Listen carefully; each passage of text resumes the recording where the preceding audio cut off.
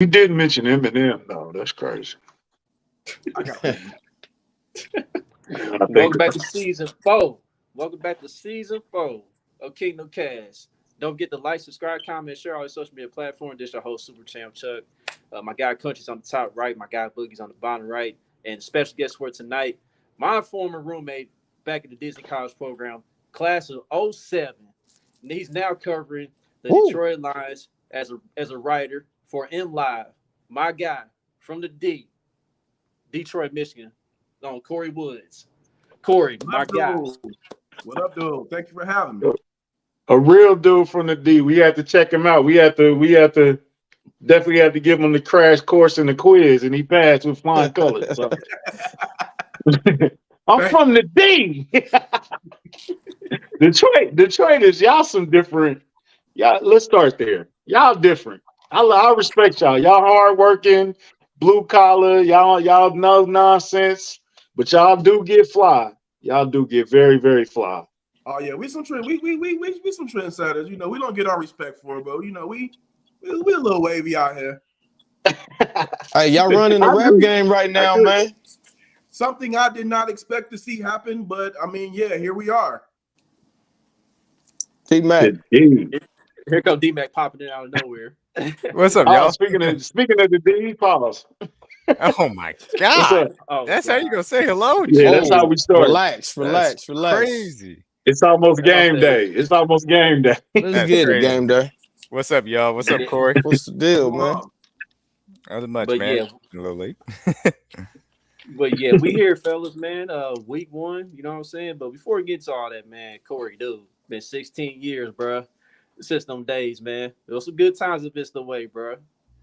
Definitely was a lot of partying and a lot of what they call it now, libations. Yeah. We definitely got it in, bro. So, but yeah, man, it's great to see you, bro. It's great, and thanks for coming on, man. Really appreciate it, bro. So, hold on. What kind of partier is Chuck, though, Kory? Let's talk about this for a second. Chuck, you know what? So I think I was one of the older guys in our little dorm room, whatever you want to call it. Chuck was timid, man. I ain't gonna tell. I can put too much of his business out there. Okay, Chuck that sounds like it. He was just chill, you know, come out, do his work, watch his sports, and you know, be about his business. He was fun though. I mean, matter of fact, I know Chuck remember this when they had ESPN the weekend at Disney World. We went and we went all over that thing, but then we went to, I guess, one of the Now's first tapings, and I think this is way back when it was like Skip, Dana Jacobson, and Jay Crawford. Yeah, cold pizza. Toward the end, that was back in the day. Bayless, toward the end, I asked Skip Bayless, when it's all said and done, who's going to have a better career, LaDainian Tomlinson or Barry Sanders? This man said LaDainian Tomlinson. The whole crowd just went like, oh! But afterwards, off the camera, he walked it back. Typical Skip, man. He say Burrow better than Mahomes right now, so that all makes sense, man. Which tells you it's all for TV. That's all that tells you. He walked that back because, I mean, all respect to LaDainian Tomlinson. I mean, one of the greatest running backs of all time. I think we all no doubt got it in. No doubt. Our era, definitely. He won Barry. No. I seen Barry win by himself. I seen Barry do it all by himself. Yeah, I mean, we talk about battle rap. What A-Verb say? You Emmitt Smith, you needed that line. Me, I'm Barry Sanders. I don't need that block. Hey, I messed it up, but you know what I'm talking about. You know what I'm talking about. Man, Detroit, the Lions, y'all are no longer the laughing stock of the league. Congratulations. Y'all serious. Y'all had a hell of a career. Y'all got a coach that started off. He started off kind of a joke, Dan Campbell, and he was talking about biting kneecaps and murdering people. I did kind of like it. How has he won over the city, though? Because he's definitely got y'all right now. Well, a couple of things. Mostly. But I want to make it clear. I don't got no dog in this fight. They could go out and get, I mean, I just cover the team. They could go out and get stomped any point this season, it don't make me no difference. I'll have no dog in the fight. Now, if I get assigned to if I go somewhere else and cover another team, then hey, I put back on my homer hat. But right now, I'm just focused on the reporting. But to answer your question though, Dan, he's a football guy. I that's what I just think about him, as a football guy. Yeah, you can say the biting the kneecaps, the wearing the race car helmet for the Grand Prix. You can say that's some, crazy antics, but at the end of the day, to his core, he's a football guy. And one of the things that I've personally seen that has transformed that Lions team is they come from Matt Patricia, who did nothing with the New England Patriots, comes over to Detroit, tries to be Bill Belichick, alienated that entire team, alienated that entire locker room and that front office, and the morale was down. Nobody wanted to play for the Detroit Lions. Now you bring, so what did you have to do? You already went ahead and fired a guy in Jim Caldwell saying that 9-7 is not enough. When I think it's crazy, when you are the Detroit Lions, 9-7 is kind of like gold. So you have to overcorrect a bad coaching fire by bringing in somebody that's kind of like a cheerleader, somebody that's going to lift the morale, the spirit of that locker room. That is exactly what Dan Campbell has done. All of the players, even when they were losing those games, they went out and they fought for him because they believed in what he was talking about, because he is a former player. He did put on that Lions jersey, and he does know what these guys are going through. So I think, to kind of bring it home, that he's turned them from being a laughing stock to being a respectable football team, because he's respecting them as men, and they want to come in and work for a guy like that who respects them as men and puts them in his mind the best positions to win. Sometimes he's made some coaching mistakes, but we're seeing week by week he's correcting those. Yeah, and the biggest example of that, dating back to last year, I know like the first 8 weeks of the season, the Lions were getting caught up, doing zero blitzes too much and playing a little more man coverage than they should, and they was getting ate up. I think it was like historically bad the first 8 weeks. I don't know exactly what the stats or everything, but I know from week 9 on, they played a little more zone. They cut back on zero blitzing, and it helped tremendously down the stretch. So they ended up being like 10th in pass defense. So that's one of the major adjustments they made last year. They kind of got them rolling. So yeah, and also too, one of those big changes they made within that secondary was they let go of Aubrey Pleasant, who was their former secondary coach.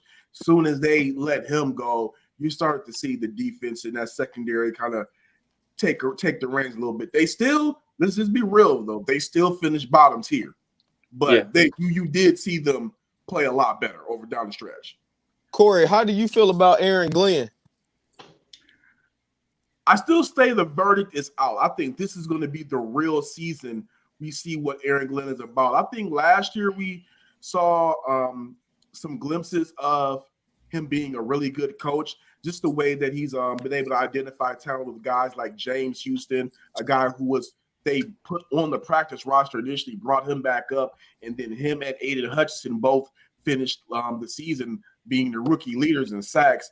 You see the way that the secondary is responding to him, but now they have all new pieces. So I think this is going to be the real telltale of what kind of coach Aaron Glenn is, because you got to think on these first 2 seasons of his tenure there, they were pulling guys off the practice squad, pulling guys off the street.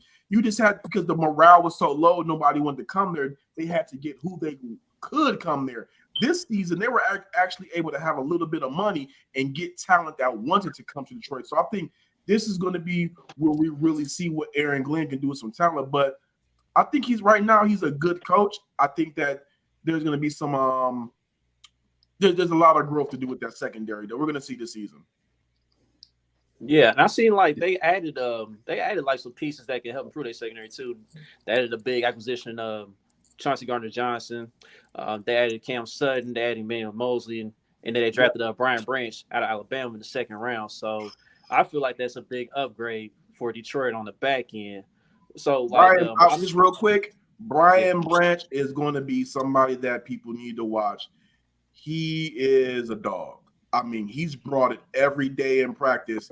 He's going to put he plays at 120 miles per hour per day. It's not just game speed; it's in practice. He's putting hats on his own teammates. That's facts. Yeah, I Do believe it. you think he'll play more that Mosley's not playing this week? Absolutely. They're gonna put him out there because they trust his decision making. They trust his IQ. They trust that they know that when he gets out there and he sticks the guy, that guy's going down. Like, because Mosley right now is they cleared him for activity. He's not gonna play tomorrow, but I think Branch might see a lot more time just over these first few weeks because they don't really need to trot Mosley out there so soon and get have any type of setback or whatnot. So yeah, I think we'll see a lot of Branch tomorrow. So Yeah, go man. ahead, D-Mac. No, you good. I was just no, I was going to ask Kory specifically as it pertains kind of to the whole culture shift. This is a team obviously that's coming into the year. You assume it's going to have division title aspirations. What is the overall feeling about Jared Goff? Is this sort of a prove it year for him as he goes into possibly looking for a contract extension? Obviously, the drafting of Hendon Hooker is a guy that is a young guy that's now on PUP for right now, but a person that could threaten his job down the line. What's the overall feeling around the building as far as Jared Goff is concerned, coming off a good year last year? Well, first off, Jared Goff definitely did him some favors for what he did last year. I believe last year he finished top 5 in passing touchdowns and passing yards. I think it was like 29-9 single-digit interceptions. So that definitely did him some favors. And also, too, you got to think about Jared Goff's first year in Detroit. Wasn't the greatest year, but you got to look at the factors that surround him. When he first came to Detroit, he had spent his whole life in California. From high school, college, and pro, he always played in Cali. Out of nowhere, you get dropped to one of the worst teams in the NFC with no weapons. Of course, he's going to have that first year that he had. He lost all of his top receivers by week 5. And then you have to start hoping that you're able to get your guy, Josh Reynolds, off of the waivers. And then you're able to have to try to form a relationship with Amon-Ra St. Brown in his rookie year. So the first year is an aberration. Last year, phenomenal job. You got some weapons around him. Now, this year is the year that he has to go ahead and put it together and have a duplicate year of last year. If you have issues with the defense, but Jared Goff is still producing the way that he's producing, I believe that you should give him an extension, because if this guy is throwing, let's just say hypothetically, he throws something like 35 touchdowns and 9 interceptions. So he ups his touchdowns and keeps himself at single-digit interceptions. Why do you need to move on from that? He's not even 30 yet. What are you going to what are you blowing it up for? If he's still producing among the top quarterbacks in the NFC, yes, go ahead and reward him. I think, though, that if they get into the playoffs and it's because of him, they need to go ahead and give him an extension. One thing about Jared Goff is this: when you have the talent and the pieces around him, sometimes he may not go ahead and win you a game, but he's not going to lose it. He doesn't make bad decisions with the football. So, I mean, Hendon Hooker's there. You got to draft him. You got to draft that quarterback. You got to draft him where he was, because, hey, if Hooker does come back healthy, we've seen what he did at Tennessee, and if he not got injured, he definitely would have went higher. So it's something there. But, if Goff comes out and performs, you got to reward him. You think the Lions can win a Super Bowl with Jared Goff as the quarterback? Damn, Boogie. I'll tell you this. Let's say crawl before we walk, before we talk about Lions and Super Bowl. But what we can say is, though, we've seen Jared Goff get to a Super Bowl.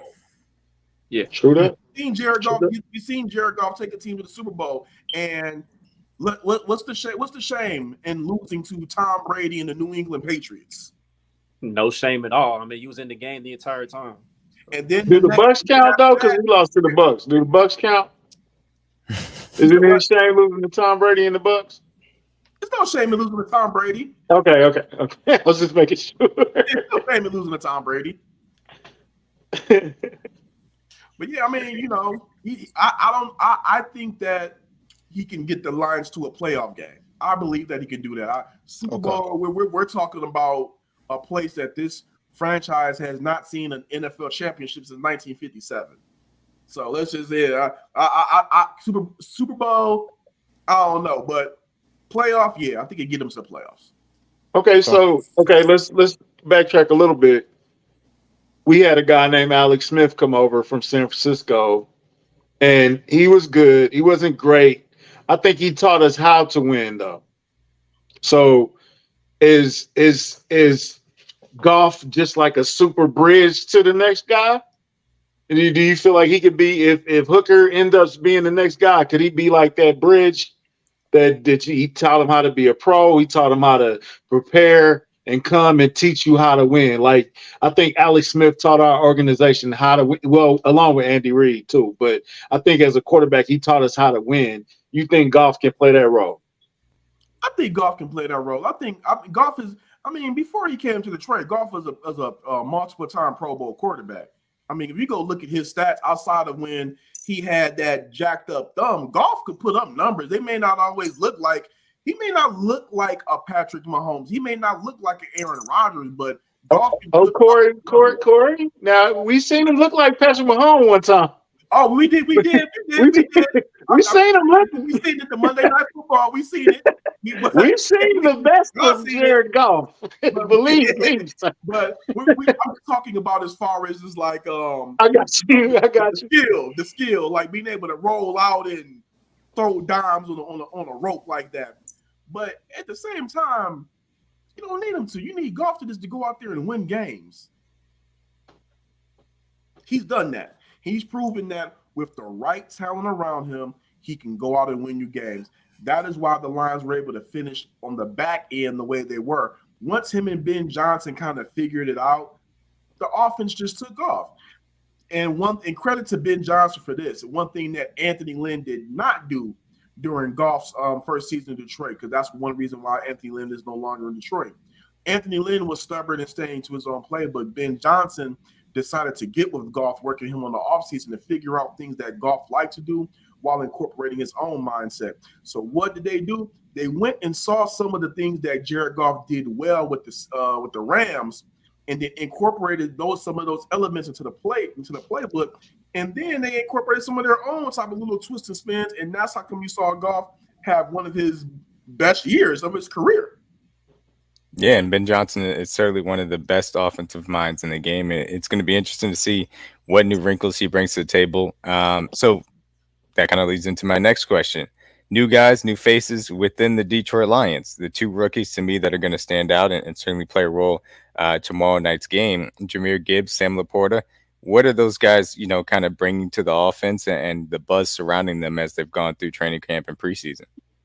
Sam Laporta has just been catching everything. I think he's going to just be a stud of an athlete. The way that he runs, his route definition, his hands, his ability to create a little bit of separation, he's going to be nice. But the X factor is going to be Jahmyr Gibbs.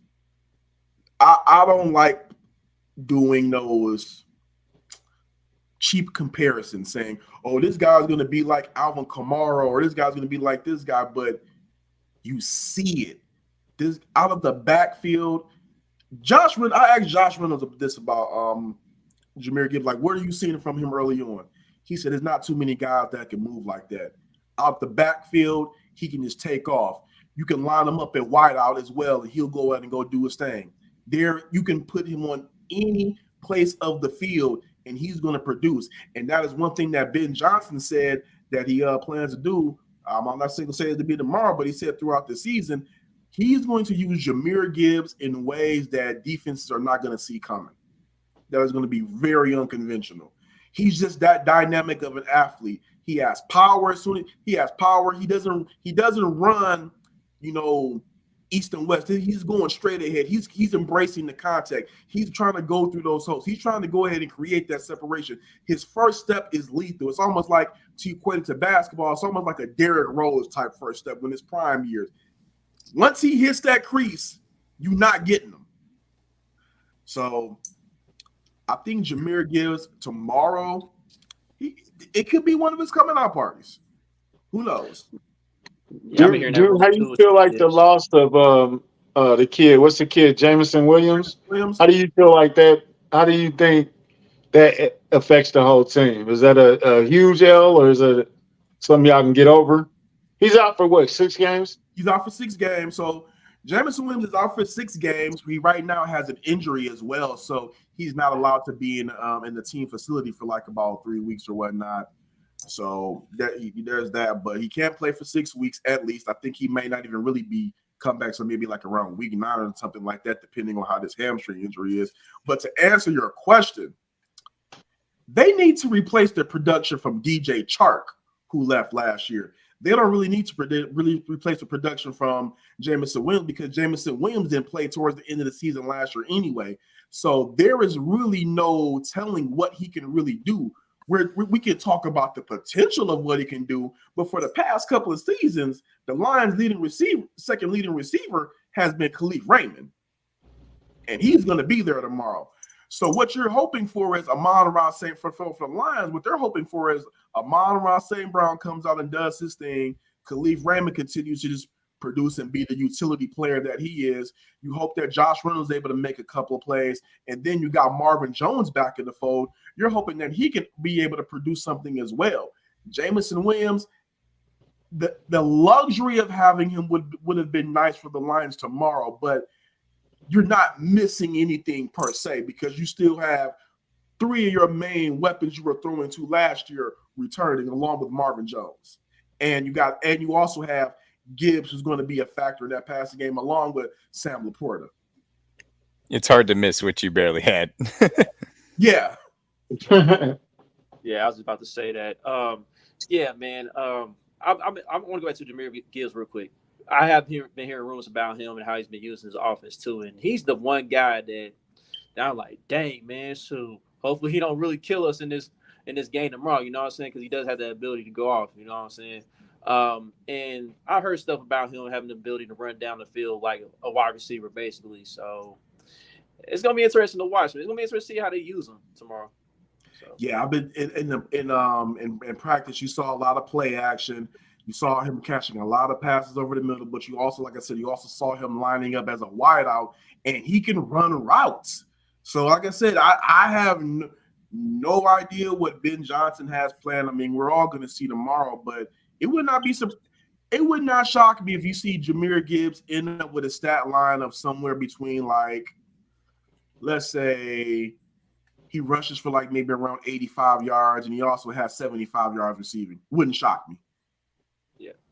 I want to ask you about the Lions outlook on the season overall. So this is really the first time, I think in my lifetime, I haven't seen the Lions get popular as far as being a popular pick to win the NFC North. I mean, how do you feel about that? Like, do you feel like the Lions are ready to go ahead and take over that division? On paper, it sounds good, but this is maybe where I'll throw on the fan hat for a quick second. On paper, it sounds good. Here's why it sounds good on paper. Kirk Cousins and the Minnesota Vikings, in my opinion, were one of the best teams last year. The record was great, but they were beatable. I don't trust Kirk Cousins long-term as a quarterback. You go to the Chicago Bears, Justin Fields, you see the talent, but you also look at everything that Chicago Bears has, not enough there. Then you get down to Jordan Love in the Green Bay Packers. This is the interesting part where I say you got to throw on the fan hat for a quick second. Again, it's kind of scary. Green Bay had Brett Favre, and then after they got tired of his mess, they said, you know what? We're kicking you out the door, and we're going to go ahead and elevate Aaron Rodgers, who ain't really played a lick. And then Aaron Rodgers dominated the NFC North for another 12, 15 plus years.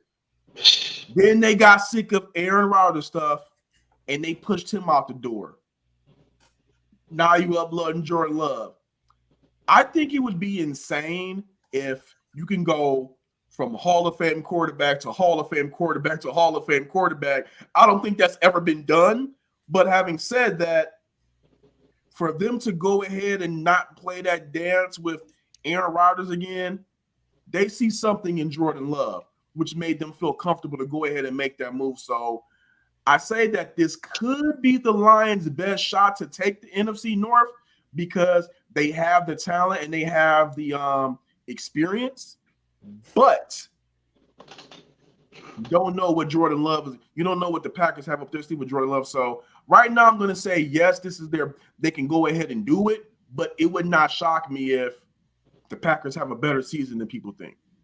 They Packers are can't kinda possibly slept on. hit lightning and they couldn't get lightning in a I don't bottle believe it. three I He straight don't looked believe times, it, bro. but you never know. Hall of Fame quarterback would be lofty to say the least, but I will say he looked good during preseason. He looked, and the kid got tools. He went in the first round for a reason. So He it'd doesn't be need to be interesting a to see Hall what of he's Fame got. quarterback. The thing is, he doesn't need to be a Yeah, Hall of Fame quarterback not to at win all. the game. He just needs to be Absolutely. good. Yeah, and I think he could do that because I think the Packers got an interesting roster to say the least.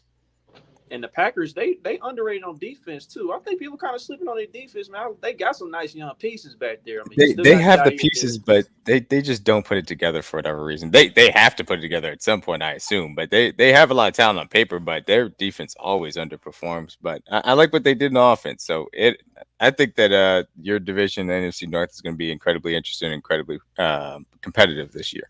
Yeah, Definitely. I think that people just penciling the Lions in based off of last year, and here's what people are doing right now. Because the Lions were able to go 8-2 on that back end, and then they were able to knock out Aaron Rodgers and the Packers when there was something on the line for the Packers, and now Aaron Rodgers is no longer in the division. Everybody's saying, okay, Lions upgraded, and they did that with inferior defense. They should be the proverbial favorite. But as we all know, it does not always work like that. But again, I think the Lions got a shot to go ahead and pull it off. I think for them, it would take them getting 11 games to go ahead and get that division. I mean, last year they finished 5-1 in the North. Mm. And they could have went undefeated had Dan Campbell not made a coaching blunder and called that timeout during the Minnesota game. But that's neither here nor there. Yeah. So, hey, you know what? When we started winning, the fan base, I need you to put your fan hat on real fast. So when we started actually winning consistently, it was still people that was still like waiting for the other shoe to drop. Yeah. Are the fans still in that mode, or have they embraced it? Okay, we on that next level or that next plateau. Like, have they embraced it yet, or is it still a little doubt? I think it honestly depends on the Lions fan you ask. I think it's here in Detroit. I believe it's split 50-50. I think there are some fans that look at this team on paper like this has to be the year they do something. Not win a Super Bowl, but at least get to the playoffs. That's what fans are wanting. They're wanting the logical fan is wanting a playoff appearance and hopefully a division crown. But then you have the old school guard who's like, I've seen this before. The other shoe is going to drop. We don't know where it's going to drop from, but it's going to drop. And I think there are still some waiting for that. So it's a new season. We got to see what these pieces look like when they trot them out there because, again, these guys did not play preseason together. Granted, Dan Campbell did do some things during the training camp to simulate real life situations. One of those things they did was that they went ahead and they had like these gigantic speakers on the field to simulate the noise and how loud it's going to be. They had these guys play real 4-quarter minutes, each 15-minute quarters, and all the starters were out there. All those guys were, hitting each other and whatnot. So even though they didn't play the preseason, they were still able to simulate, playing together. But until they go out and play against meaningful football, and tomorrow it counts, until they're able to show it up on the field, that's where we're going to see what these guys really look like. That's going to be the most interesting thing. Go ahead, Chuck. And speaking of that, I definitely want to get into that because you mentioned about the simulated noise and all that. This is Jared Goff's first time ever going to Arrowhead Stadium. He's never played at Arrowhead Stadium. He's played at all the other stadiums in the league. This will be his first time. Now, the thing with Jared Goff is, while he is a good quarterback, while he is a talented quarterback, the road woes have been a thing with him throughout his career. So, I mean, but based on how this season is going to play out this year, I mean, do you feel like Jared Goff can finally get over that hump a little bit and start racking up some road wins more often than what he's been accustomed to? If the talent that they acquired this offseason plays to their potential, yes. If not, no. It's really just that simple. It's just that black and white. You got those pieces. You trade. They got rid of Jamal Williams, and they got rid of DeAndre Swift to bring in a brand new backfield, one that he's not familiar with. They brought in one of their former pieces in Marvin Jones. You still got to wait for Jameson Williams to come back. If they're able to put all of those pieces together on talent and they all perform their job, yeah. But right now, we won't see what this offense looks like against different talent until tomorrow. Yeah, and that's going to be the question mark. You're going out there. Everybody is, and it's not just the offense either, because it's the secondary, which obviously has a lot of new pieces. The second level of the defense, as you try and work in Jack Campbell, and with Alex Anzalone as well. Obviously, you're relying on Aleem to kind of step up and be even more of an interior presence. So that's a lot of lost a lot of weight. Do you think that that's indicative of them trying to go more even fronts, or do you think that it's just he's just not going to play a lot of true nose as far as that's concerned? Like I've heard the same thing, that he has lost weight and he's moving a little bit better. Do you think that's a scheme change or just him trying to be a better? No, it's not a scheme change. He just wanted to dedicate himself to being a better athlete and be more in shape. That he get more flexible. Just maintain his diet. I mean, he's still big. He's still a big guy. I'll still see him playing and being used in a similar season as last year. He just wanted to just be in better shape and get a little bit more stronger. And we've definitely seen a mean streak out of him again. It was in practice. We've seen that mean streak. Him going up against that one of the top offensive lines in the league. So we're going to see tomorrow what that's going to be like.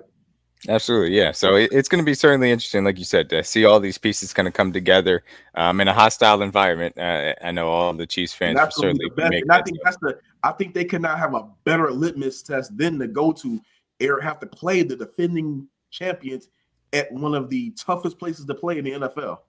Yeah, and you talk about the culture, of the team changing, with Campbell kind of bringing into more of an uplifting personality. But going into the season in which you really have real expectations for the first time in a while, this is your measuring stick to start out. Say, look, we're starting at ground zero. We're bringing in all these new pieces. This is let's see how far away from the best of the best in a hostile environment we truly are. And obviously we are down a few players, but it's still going to be an incredibly tough test for this team. And I'm sure Campbell will be able to get a lot of evaluation out of this, no matter which way it goes. We just had a loud thunder out here. I'm like, what was that? Yeah, both teams are missing players, man. I mean, I know there were some Lions fans on the timeline that surprised me. They was kind of disappointed that Chris Jones and Travis Kelce more than likely are not going to be playing. But I'm like, hey, so I mean, y'all got some injuries too. I mean, it is what it is, man. It's football. But just to get to the game real quick, bro, the few things I'm concerned about for us going against y'all, like on the defensive end, y'all got one of the best offensive lines in the league yourselves, man. Like from tackles, guards, and center, man, y'all pretty stacked in that area. And I feel like without the big fella in the middle, Chris Jones, I feel like that's where y'all going to take advantage in the run game. And if that happens, I fear the play action passing game, because dating back to what we've been saying about Ben Johnson and how he's been an offensive genius, right? Like Jared Goff thrives really well off those play actions. And, some of the film I was watching, bro. Stock and trade. Yeah, dog. Like Ben knows how to scheme it up, dude. Like I was seeing Kast getting open on outs. I was getting Kast get open on them slants, the little posts, whatever, or them little or I remember like in that Cardinals game, St. Brown, he acted like he was blocking the run game, but he ran like a little shallow, and then he turned it up, and it was for a score. So that's just the one thing I'm concerned about with y'all, man, because y'all really good at the play action pass when y'all get your run game going. I mean, and as I think I said, with the addition of Jahmyr Gibbs, I think it's only going to get better. But also, too, don't count David Montgomery out of that equation as well. They've been doing some play action stuff with him as well, and he's been through all of the offseason additions that they've made. This is the one guy that has been getting overlooked for how good of a camp he has. And real quick thing, I don't want to say that these two are related, but I remember when the Jonathan Taylor news started coming out around the Colts, I just surveyed the Lions fan base here, and people were talking about, the Lions need to try to see if they can go ahead and go flip David Montgomery for Jonathan Taylor. I thought it was a stupid Like thing. what? I thought it was a stupid thing to even suggest. But having said that, like I said, I don't want to say these two are related. That next day in practice, David Montgomery was treating his defense like they were another defense. The way that he was stiff arming them, throwing them around, he's a really quiet guy. He was demonstrative. He was showing like he was mad, throwing the football down. He was on one. So I'm not. Maybe he heard the chirping, maybe he didn't. But what I at least saw that day was a guy like, hey, if this guy gets ticked off, he runs angry and he punishes people. And he wants them. He embraces the contact. So, I mean, that career's head tomorrow. Just gonna throw that out there. He's a good running back compliment to Gibbs for sure. Yeah. Question for everybody: what matchup are y'all looking forward to the most tomorrow? Okay. Well, I'll just say one. I'm looking forward to seeing what Amon-Ra St. Brown does against the Chiefs secondary. Here's why. This is a guy that does not get the credit of being one of the best wide receivers in the NFL. I mean, is he a Jamar Chase? Is he a Justin Jefferson? No, he is not. But when you're talking about production, reliability, hands, playmaking, route running, route definition, being able to break away, you have to consider him as one of the top in the league. And because the Lions have not been so great his first 2 years, I mean, again, they finished 9-8 last year, but that was after a 1-6 start. If he's able to show up tomorrow against the Chiefs secondary, this will be his coming out party because it's going to be on the national stage. So that's the matchup that I have in mind. What is Amon-Ra going to do? Yeah, I was just about to say that. I was just about to say Amon-Ra. You took the words right out of my mouth because, like, whether it's going to be Trent lined up on him, I don't know about Legere Sneed stats. I don't know if he's going to play or not. Whether it's Jalen Watson or maybe Josh Williams got to take on the assignment. It's going to be interesting to see how the Chiefs secondary is going to be able to handle Amon-Ra, those situations. Just to make sure not give up the big play with him. Absolutely. And I think that Amon is one of the best wide receivers in the league. And I think you saw that consistently throughout last year. And so how they decide to match up with them is going to be certainly interesting. How they decide when they decide to put Trent McDuffie on him is going to be incredibly intriguing. A matchup for me, and I think this offense is going to be fine from our side. So, and I think the offense for the Lions is going to put up points too. But it starts with the two guys that I mentioned at the top. I mean, Gibbs and Laporta controlling the middle of the field, giving Goff easy buttons over the middle of the field as Ben Johnson schemes them up, and also Amon-Ra as well. This defense, we know at times had troubles with the spine. So how this linebacking crew shows up, especially with Drew Tranquil coming in, how the safety duo comes in and plays at a high level, and we see what Mike Edwards and Shamari Connor rotate in on.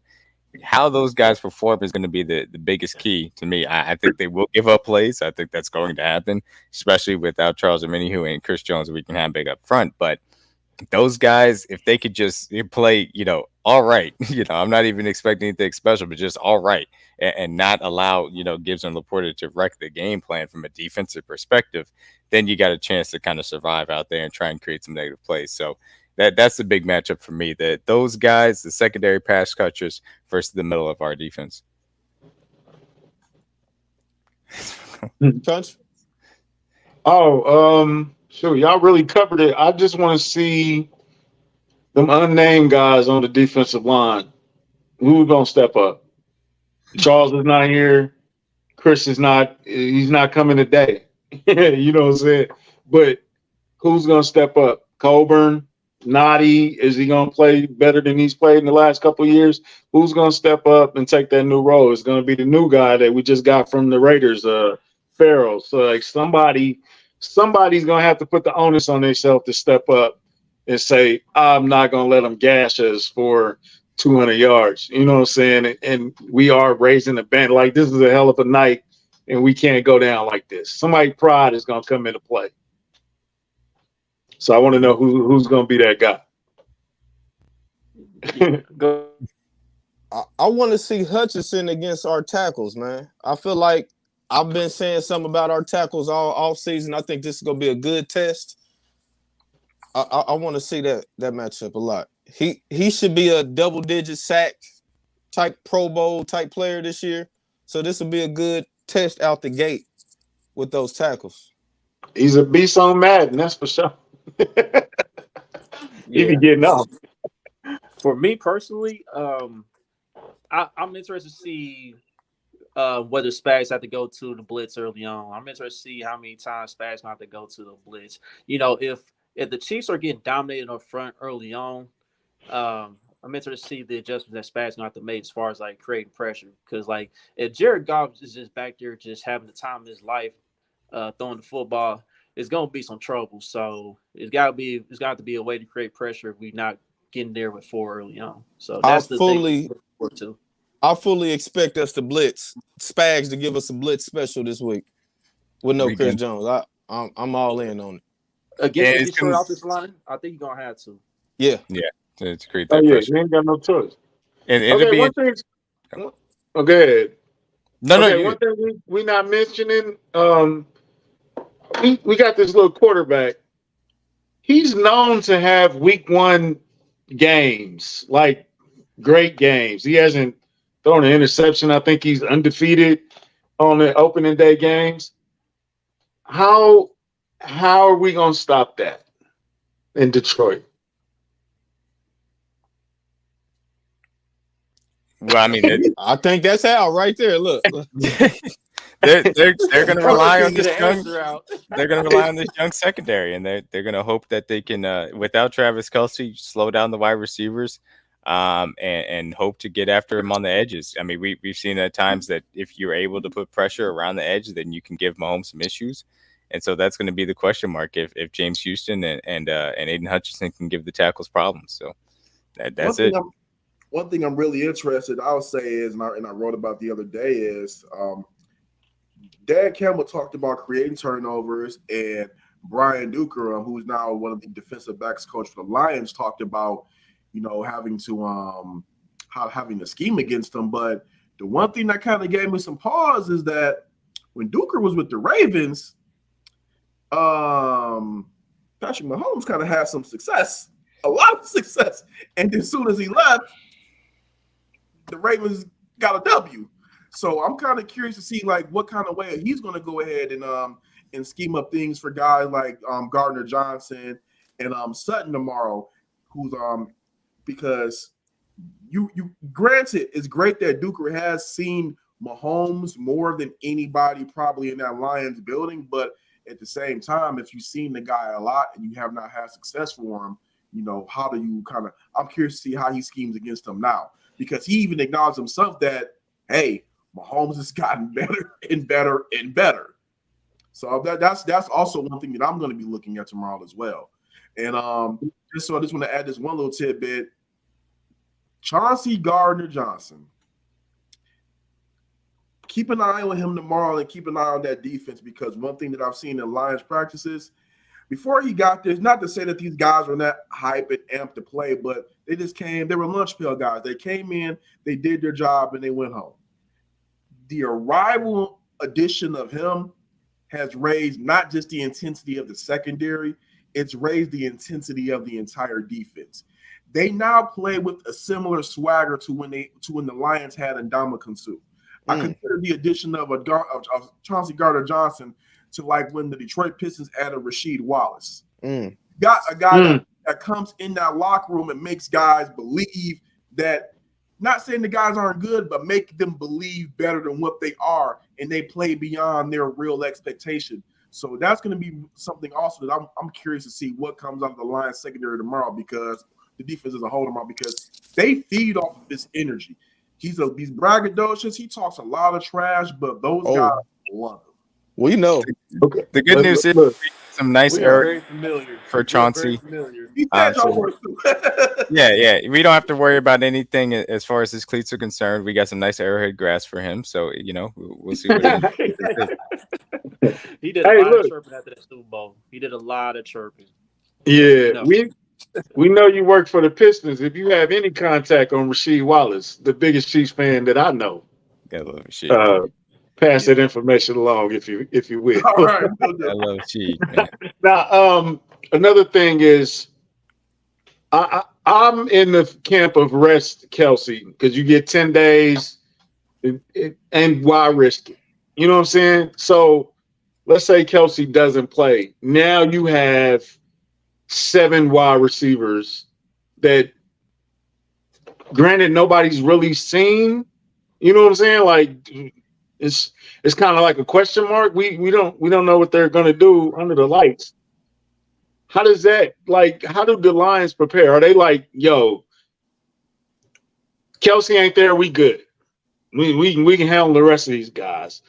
Do are you overlooking, or is it, do you feel a sense of they taking it lightly, that did they let out a breath of, did you exhale a little bit? Because if Kelsey's there, you're not exhaling. You up. You know what I'm saying? So with him not there, because did you? Derek Barnes mentioned Kelsey specifically when I was asking him about the preparation. He mentioned him specifically, like as a guy that he has to keep his eye on. But I don't think the Lions are going to be taking their foot off the gas whether Kelsey is there or not because of the hype train surrounding this team.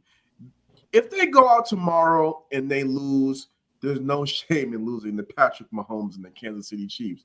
But you cannot go out there and look like a lackadaisical team, like you're just out there slouching it just because Kelsey's not there and there's question marks surrounding the Chiefs wide receivers, because Patrick Mahomes is the guy where he can make chicken bleep into chicken salad.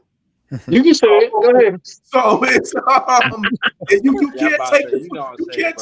can't take the pedal off.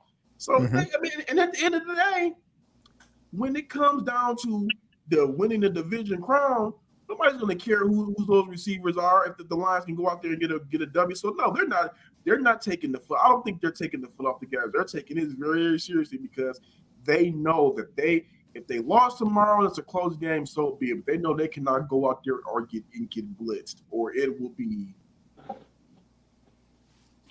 I remember a team that was on the cuffs of being a great team. They were ready to win, and it was opening night, and it was a ring ceremony, and they had a young rookie running back, and that rookie running back had the game of his life, and that team was the Kansas City Chiefs against the Patriots. Boy, Kareem Hunt did have a day. Man, Yeah, after he fumbled, he balled out.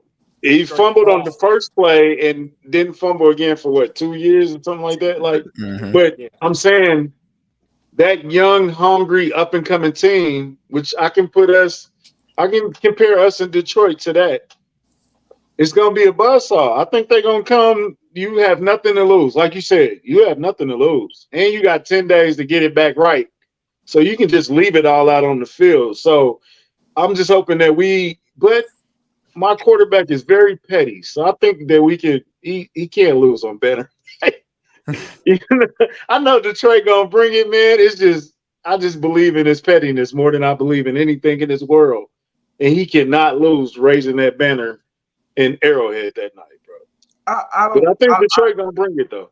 Oh, they're definitely gonna bring it. I have it being a really close game. I'm gonna be honest, I've still been waffling on what I'm actually going for as far as a final score and who I get the win. I'll be committed by tomorrow. I gotta do some more. Because there's so many factors now involved. I'm like, okay, Kelsey's gonna play. Okay, the Lions might be able to keep it within 2 scores, but now we don't know if Kelsey's gonna play or not, play tomorrow or not. Okay, wait a minute, they might have a shot to be able to keep this close down the stretch. I've been waffling. I'm not gonna lie, but I know for the Lions fan base, regardless of whether they win or lose, the game has to be close for them tomorrow. Yeah, I think that'll be an extremely deflating start to the season if you go in there and get blown out.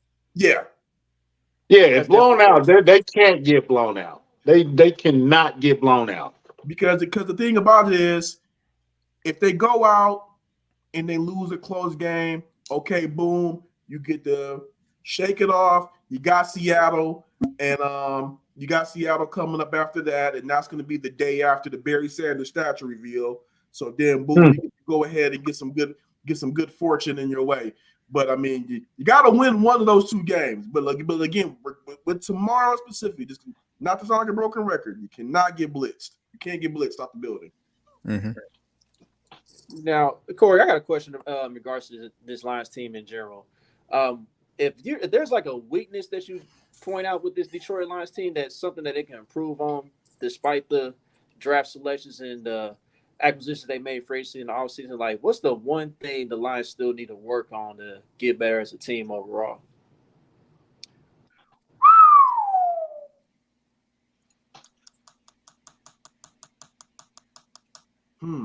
That's a good question.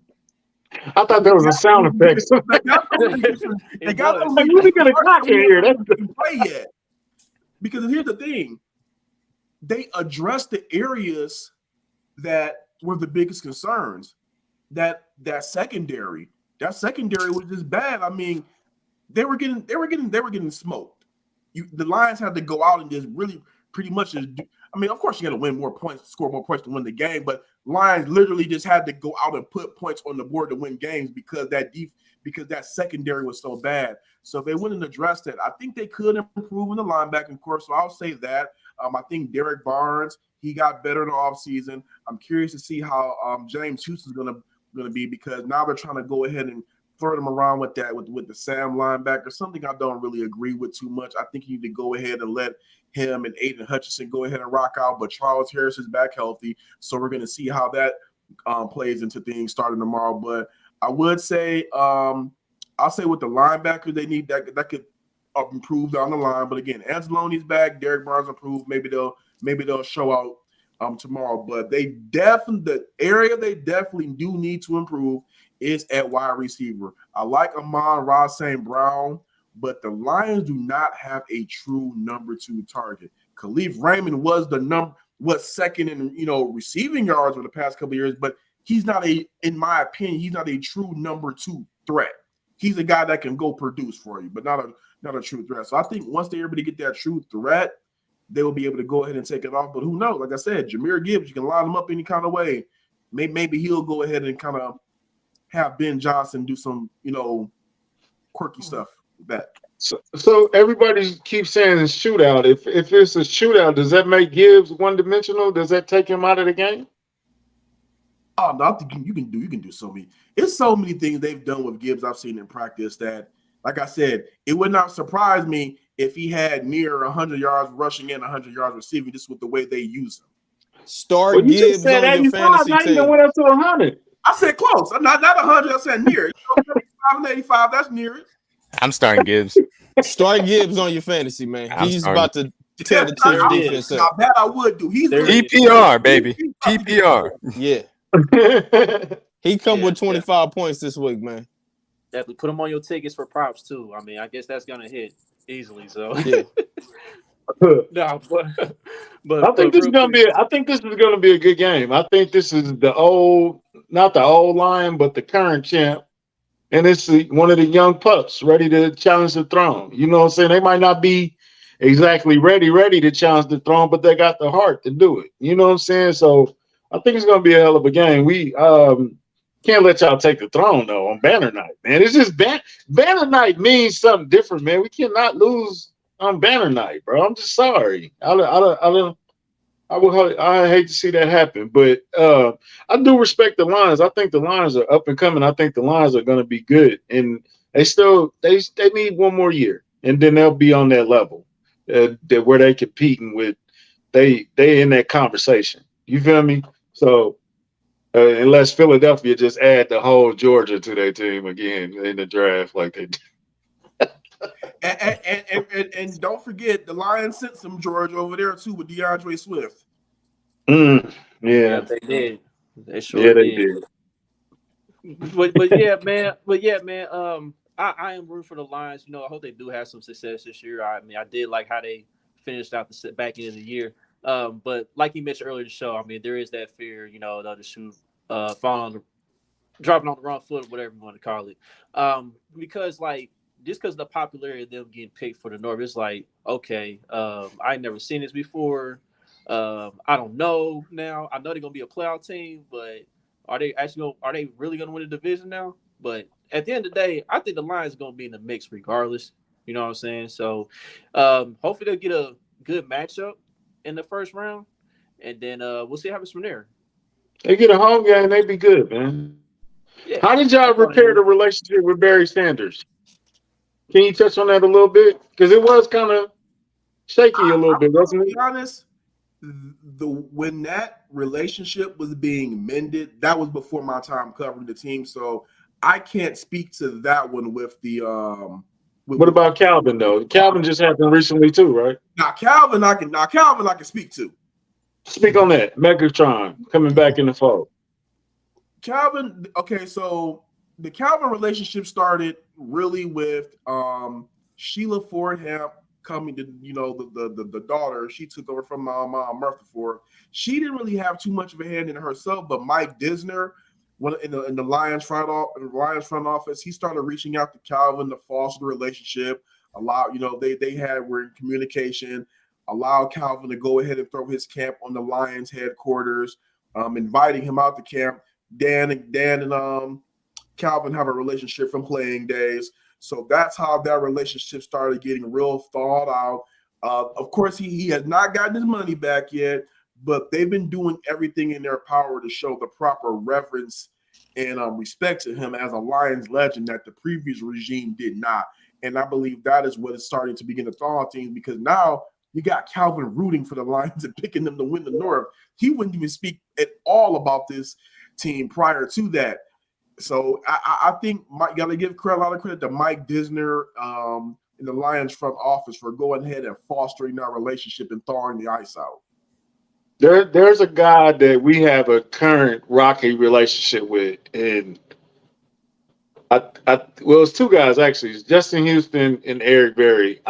Man, I would love to see them invited back and treated with the proper respect they deserve. I love that y'all did that because, yeah, Calvin was mad at y'all for a while. Like, he'd rather retire than play. And that was two guys that were just generational guys that would rather retire than play. Like, it's crazy as a fan to think that my favorite guy doesn't even like my team anymore. So I look at y'all as an example because we got to get it right with Eric Berry. At least Eric Berry, we got to get it right.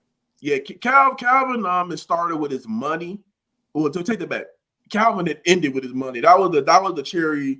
That was the cherry on the sundae or the sprinkles, whatever. That was like the final straw. They took his money, but the relationship with Calvin and the Lions, just from personally talking to Calvin and talking to people, that began to sour when they fired Jim Caldwell. Mm. Because it was one of those things where it's kind of like with Dan Campbell. Those guys played for them. I've talked to Calvin. I've talked to Stephen Tulloch. I talked to Joy Bell. As a matter of fact, I worked with Joy Bell for a couple of years. They said that Jim Caldwell was more than a coach. Jim Caldwell was like a father. He said they said Jim Caldwell taught them about the game of football, but taught them more about life and how to be men. And when you fire that and tell him that what he's not doing is enough, and you're not bringing in the proper players to go ahead and keep that train moving, then it was a wrap. Like Calvin said to me personally, when they didn't bring back all the players from that 2014 year, when they didn't bring back that defense, he just literally said, "Oh, F it, we're not gonna win." Then they didn't bring none of the pieces back. So that's how from there on, with the losing and then having to pull his money back, that's when that whole relationship started to fracture. Yeah, I think Caldwell is one of the worst fires in history. Like you said, 9-7 was gold for the Lions at the time. Um, like you said, they all were playing for him, and just to get rid of him and bring in a Matt Patricia, just because Oh, God. the Patriots, stink on him. Awful And then decision. traded away every productive player, got rid of every productive player that was there. I mean, you trade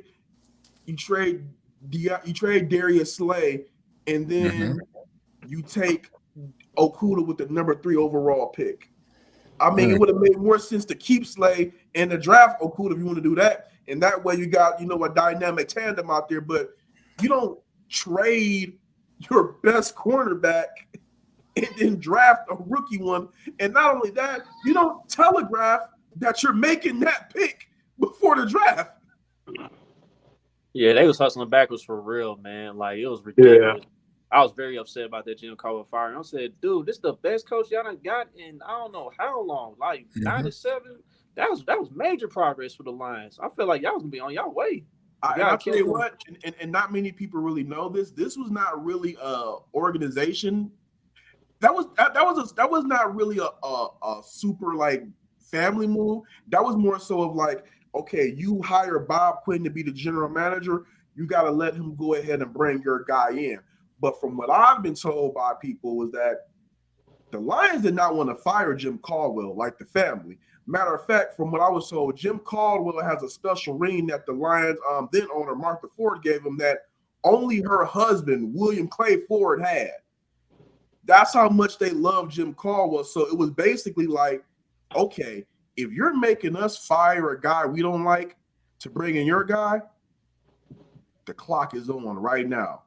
That's why you see they didn't last that full third season. They got fired 2.5 years into the regime. Matter of fact, I can't remember who, I want to say Matt Prater made that game-winning kick against the then Redskins that year.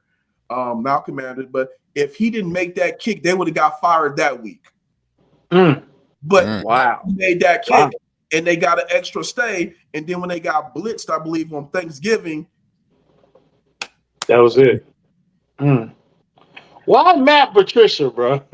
Why? Because you hire Bob Quinn, and Bob Quinn is from the Patriots, so he's gonna bring his boy over. It's nepotism. I mean, if I get hired and I see my boy over there, still coach, hey, yo, I'm in the seat now. You want to come be him? You want to come be my head coach? But the thing about it is, and I get why the Lions did it. The Lions wanted to be a winning organization, so they thought, okay, let's go ahead and go pull from the standard.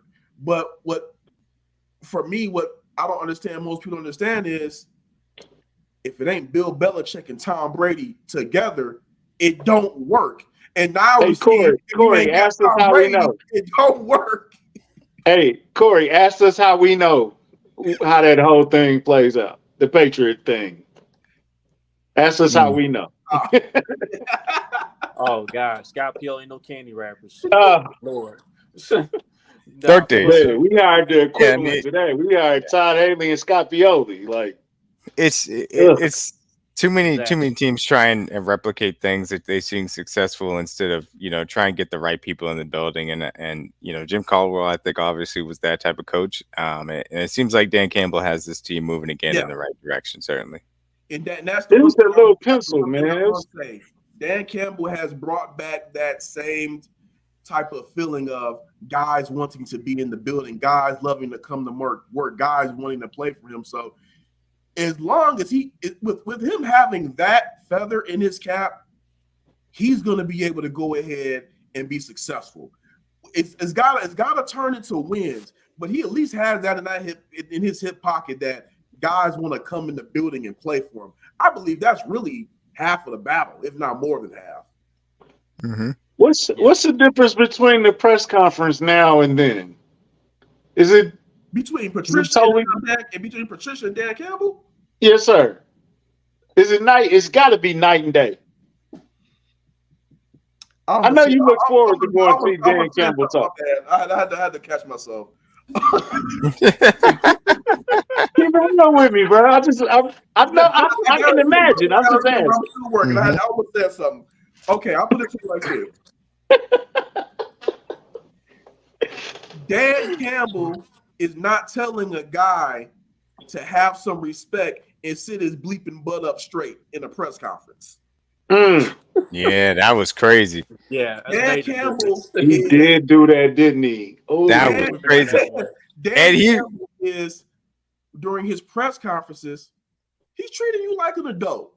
He's giving you all the information. One thing that really does that Dan Campbell really does well is Dan Campbell over communicates. So on some of the questions that you may be ready to ask him, Dan already beating you to the jump and giving you the answer. So it's like, damn, I ain't even gonna ask him that.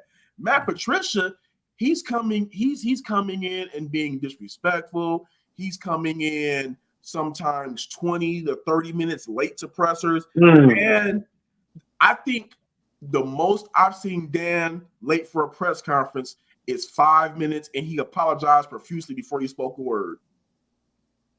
That's just common professionalism. You can tell that's a different way that you come into the building and guys interact. And I will steal Country's quick PSA. This is just my thoughts and only my thoughts. Matt Patricia telling somebody to sit up straight and look presentable in a press conference is wild to me with how he presents himself to the outside world. And these are only my thoughts. And I want to make it incredibly clear. It has nothing to do with anybody else, but these are my thoughts because that is insane to say to somebody. I ain't gonna even say that. That little pencil, bro. It was a little pencil. Just get rid of it. What is that? Get that out of here. What is that?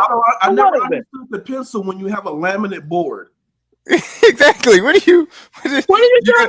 You got a dry eraser on the other side of the pencil? Like, what are you doing?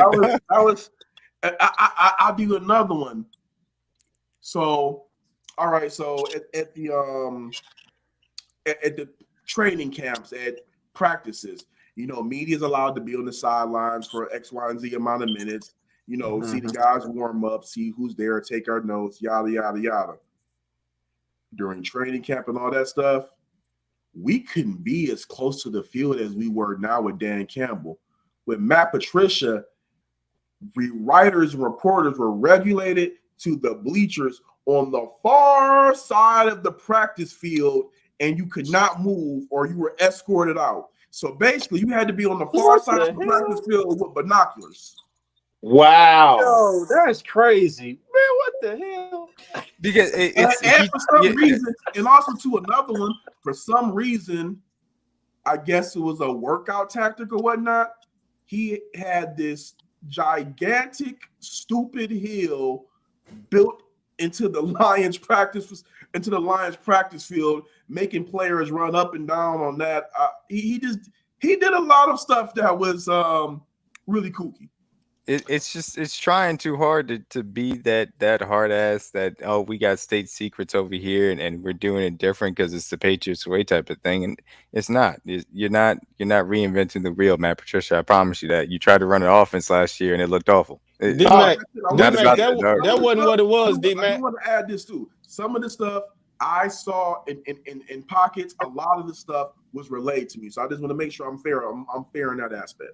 D-Mac, a lot of that was once you did that Spygate, you don't want it to happen to you, man. So he knew what he was doing, man.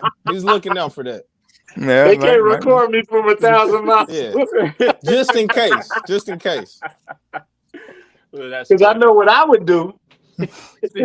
For real. Oh my God, Matt Patricia, Lord have mercy. But the pencil in the ear, that's a horrible signature, by the way. I just want to put that out there too. That's a horrible signature. With a laminate.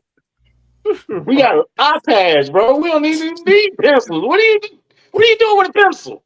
Awful, just terrible, man. You don't balance your checkbook, right? But real quick though, before we kind of wrap it up for tonight, I just want to say a few things Kory put me on while we was down in Florida doing the Disney College program. Okay, he introduced me to Jungle Juice for the first time. That's who? one. Jungle Juice. You ain't never heard of Jungle Juice, Boogie? I didn't hear what you said. Okay, Jungle Juice. Okay, no, I have. Juice. Okay. Yeah, that night was crazy. We're not gonna get into that.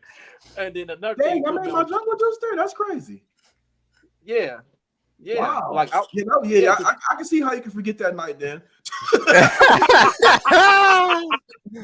The only thing I remember was that I was the last person to walk into the house because I was at work. Everybody else was already chilling and having a good time, whatever. So, but anyway, the other thing he put me on was NBA 2K because I was an NBA Live guy for the longest, and he had NBA 2K. And he was like, man, shoot, this more realistic. And I finally played him. I was like, man, you right. This game is way better than Live. So I was an NBA Live head, and then when they dropped that 2K on Dreamcast, I'm like, get this out of here, immediately though. Live was good too. When was Melo on the cover? It didn't last long. I mean, 2K it was so violent. I mean, Yeah, bro. I got you. When was Melo on the cover? That was the last good Live. Oh, what was that? 05? 4, 5? 05? Yeah, because I think Wade was 05. Yeah, I think Wade. Oh, Wade was 04. My bad. Yeah, Melo was 05. Wade was 06, I think. Yeah, he was 06. Melo was a good. That was a good year. I hated when you had to do 2K. You had to do the arrows like this. Oh god, it was awful. That free throw mechanic. My God. That was terrible. Man. That was whack. PTSD, man. Terrible flashbacks, man. Awful ones. Yeah, it was awful. Because if you got Shaq, you're not making that free throw. You're not making that free throw. You might well just try to get the rebound. Man, you're not making the. I mean, dog, I was trying to get it with Kerry Kittles because it was just awful, dog. I ain't have a shot, man. Trying to get them two things in the middle. Yeah, it was awful. But yeah, the last live I played was 07. That was the one with T-Mac on the cover, I think. So after that, I didn't with T-Mac on the cover? Yeah. T-Mac, Houston T-Mac or Orlando T-Mac? Houston T-Mac, yep. I remember. When did 2K die? Because 2K died. They took a break and then they came back and died. It was live died. Live. I'm sorry. My apologies. My apologies, 2K. Live tried to do 2010 and then it didn't work, and then they tried to do the NBA Elite 11 to 12, whatever, and that completely died. So yeah, that was the end of it. That was horrible. That video still cracked me up. Remember when they tried to do the dunk contest? Andrew Bynum was standing there like he was Jesus. You know what? I'll tell you this. I'm not going to sit up here and say that NFL 2K was ever better than Madden, but I will say EA Sports was smart for going to get that NFL license because I believe he killed it. 2K would have figured it out. I think they did. They had it in 2K5, and look, Madden 05 was still good, but like 2K5 is an amazing video game, especially with all the ESPN presentation and everything. So like, if they didn't go get that exclusive license, then yeah, they would have been in trouble. Bring it up every time Madden come out. He ain't played Madden in 15 years. But it's the truth. Don't talk about Madden. That exclusive license killed it though. I gotta admit, I played Madden maybe like once in that many years. I can't remember what year I bought. I want to say I bought maybe. Yeah, damn, I can't remember the last one I bought. What, it was $20, bro. What? When Vic was on the cover, everybody had that Vic cover. Oh yeah, come on. Yeah. That was when Madden was good, man. That was when Madden was good. Yeah, that's when Vic was on the cover. That's when I'm still a meme. Still from that meme. That's when you 4th and 32, and I'm still going. Yeah. On that one, yeah. You're not gonna be able to catch me with him, so it don't matter. Exactly. I ain't creatively thinking that. I took that straight from a meme on 4th and 32. Yup, still going with Vic. Don't care. Absolutely. All right, who was more deadly? And we're gonna move on. Michael Vick in 04 or Bo Jackson on Tecmo Bowl? Bo Jackson on Tecmo Bowl. Oh, auto TD, man. Every time. All you have to do is just. All you have to do is steer. That's all you have to do. I never played Tecmo Bowl. But Dog, I know my cousin old school. I played it, but yeah, Bo was nasty. Bro, not only you can run around with Bo Jackson, bro, you can break tackles, all kinds of tackles with him too, dog. Like, come on, man, that dude was That was the beauty of him. Even if you got tackled on accident, he gonna break the tackle anyway. Exactly. On accident is hilarious. Hey, but the new Madden is dope, man. For real, actually, this is the best Madden in a couple years.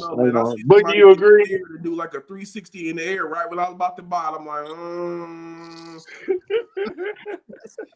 Do you think this is the best one in a couple years? I think the gameplay is pretty cool this year. It's smoother than recent years. I think so.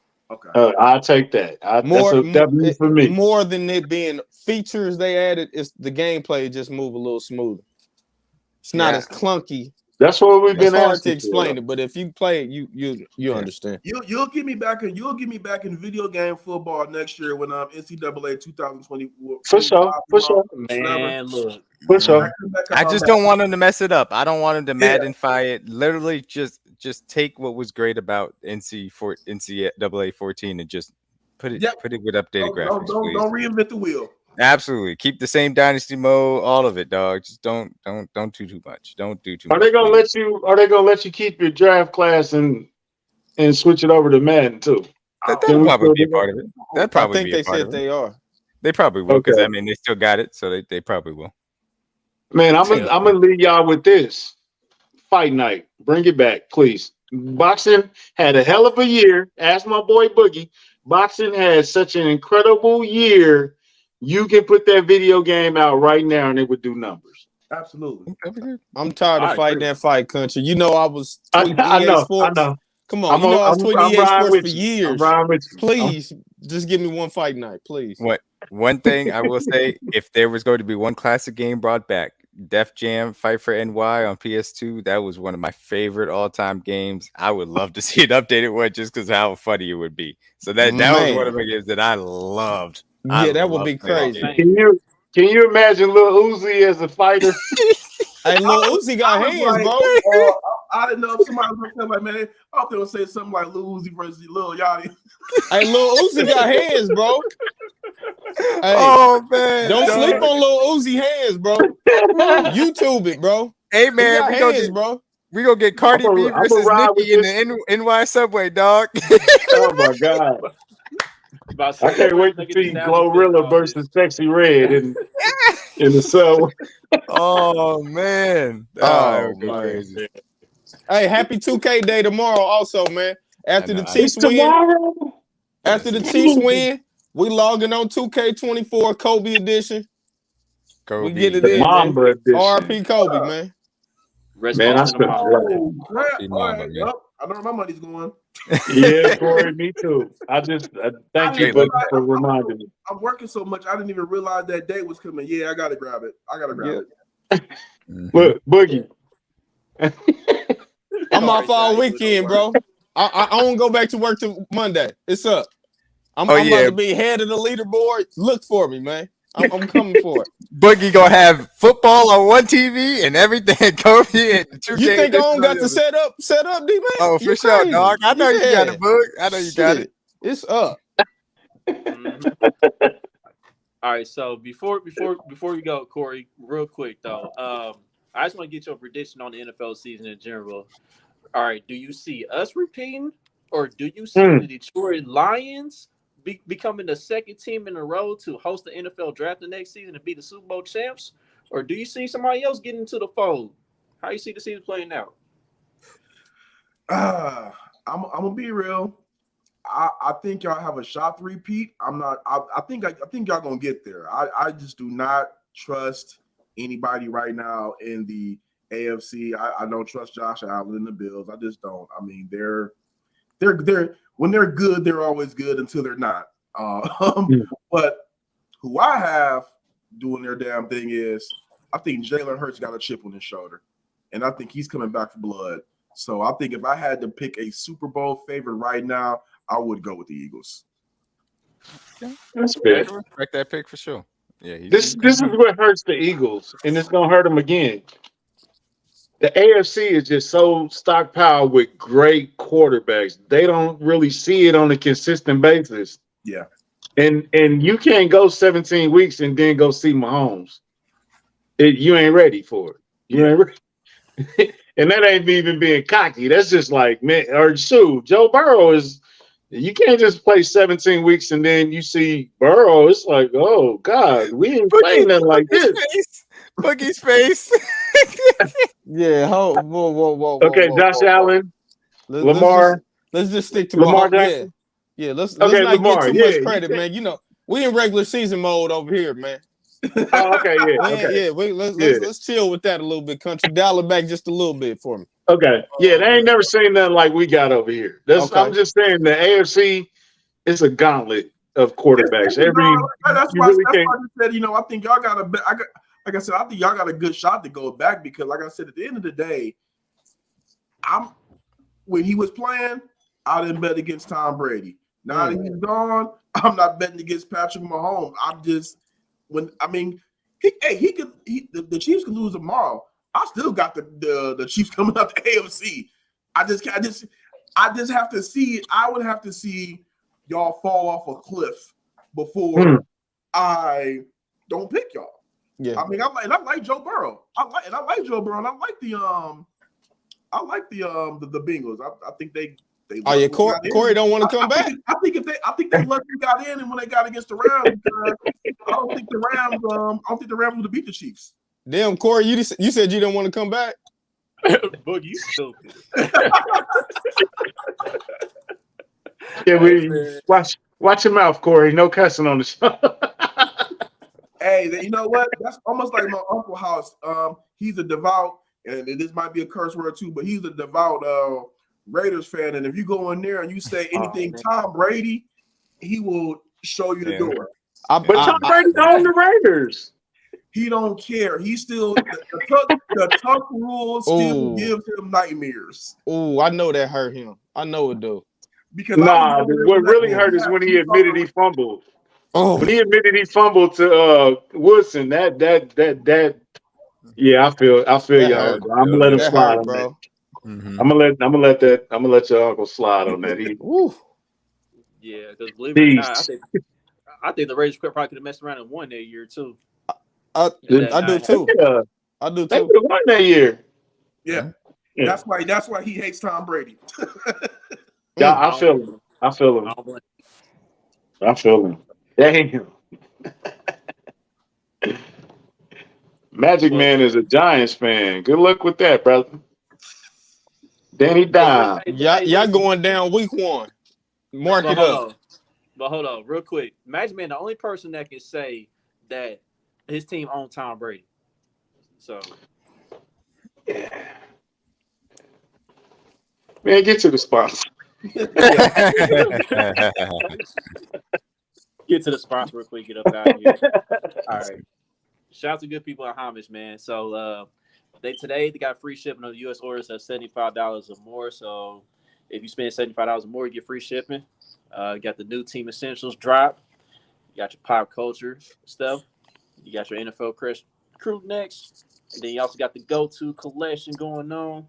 And I don't see anything else dropping, but we got our own special Chiefs collection too. So be on the lookout for that. And as a matter of fact, we're going to post that on our Twitter page. So go and copy some gear and pay homage. Pay homage. Giveaway time almost. Giveaway time. Mm-hmm. Yeah, so, hey, man, Kory, we appreciate you coming on, man. You are really from the D, man. I like you repped it well. And we appreciate you, insight, knowledgeable, great guy, man. We look forward to beating y'all. We got to win this game. Respectfully. Respectfully. With all due respect. Thank you for having me on. Like I said, I just got back on the Lions beat, so I've been having to play catch up this whole training camp because, like I said, I cover the Pistons too. So once that summer league got over, it's like, oh crap, I gotta start getting back on the Lions stuff. So I'm playing. Like I said, I'm playing ping pong ball between both teams, and I don't care what nobody say. Keeping up with one beat is tough enough. Trying to do 2 is hard as hell because it's just so much crap to remember. Man, touch on your Pistons real fast. What they looking like? Okay, that's good. That might be an answer enough. We gotta see. Never mind. They got Monty Williams in there, but you coming off the second worst record in team history, 17-65. I mean, it's really nowhere up but up. Yeah. Y'all made a good draft choice this year, and y'all rookie from last year, I think, will be better this year. I'm not saying playoffs or nothing, but one more draft pick, they should be all right.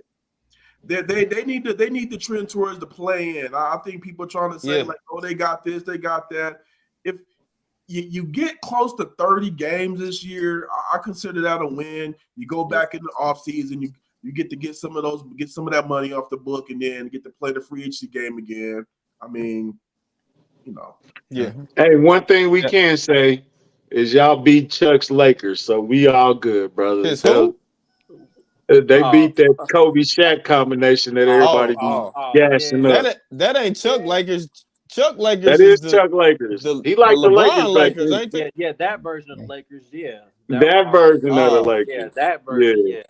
That old decrepit Karl Malone version. That's a curse word with me, LeBron. Oh, Yeah, no wonder you a Chuck friend. I knew. I was That's just gonna some say that PTSD. country. It Now has we something. know. There it is. Now we know. Okay. Now Okay. we get into the nitty gritty. That makes He sense. don't now. like LeBron. It's No wonder the he's a Chuck. it's the anti-Aaron Rodgers. I have to clear this up because I got to get credibility on this. I respect LeBron as one of the greatest players of all time. There are just players I just can't elevate him over. You got a top 100 list? You got a top 100 without him? I Oh, don't have no top 100 without him. Oh, no. Like LeBron is. Nah, I'm for me, playing. LeBron is in my top 3. Okay, yeah. Okay. That's all right. Okay. All right. So So you ain't if as bad as said Chuck. 15, Okay. All right. perfectly standard. I mean, you can't. All I'm gonna say is Chuck got Bob McAdoo ahead of LeBron. So Ben Wallace. Big facts. LeBron is my. Charles got Byron Scott ahead of LeBron. Okay, y'all chill out. Time out. Now you're going too far. I do not have. I heard Norm Nixon was better than. Chill out. Dog. You got Kurt Rambis. You got Kurt Rambis over LeBron James. And his glasses. Hey, soon as this episode over, somebody please retweet that list for me, please. Oh my Please. God. Man. I'm begging our listeners, please retweet Chuck's LeBron top 100 list, please. Tag me, please. Okay. You don't have him in the top 100? No, No. I got him in the top 100. No, I got him in the top 100. Yeah, he was 97. I got him. No, it wasn't no 97. What was he? What was he? What was he, Chuck? It was more like 91, maybe. Oh my God. Oh my God. I need that fucking list. I need that list, man. I am not Hey, man. the biggest LeBron fan, and he's still in my top 3. That's funny. That's a funny comment right there. That's a hilarious comment. That's a funny. That's a Polar great Night. You got the comment of the night. That's Polar. You got You got it, man. Absolutely. Hey man, shout out to the D, man. Shout out to Rip Hamilton in the mask. Shout out Payroll, shout out V, shout out Icewear, Babyface. We messing with all that, man. We tapped in. Calico and Blackface. If I ever come to the D, for real, I'm not. This ain't no like, oh, hit me up. No, I got cousins in the D. And I'm gonna show y'all a real good time. I'm gonna hold you to that. I'm gonna hold you to that. Yeah, Bet. yeah. Great The target for you, NFL Kory. draft is there next year. The NFL draft is there next year. Oh, Long hey, as we ain't got to it's go a to day. 8 Mile because I ain't got no bars on me no more. come during the draft. I promise you, I will show you. Just come to the draft. I'll see you there. I'll see you there. Yeah. Say less. Sounds like a move. Yo, Hey, that's fucked up. We gotta go. Gotta get out of here, dog. We gotta go. In the D, we ride with it on our lap. Man, shout out to Calico. Appreciate you, Kory. Appreciate you definitely for it. Yeah, Kory, thanks for pulling up, man. That's our episode of Kingdom Cast here. Don't forget to like, subscribe, comment, share all your social media platforms. Till the next episode is on the Thursday night where the banners Go come down get to this Arrowhead W. Football Go is get that back. W. Oh, let's get it, baby. Let's get it.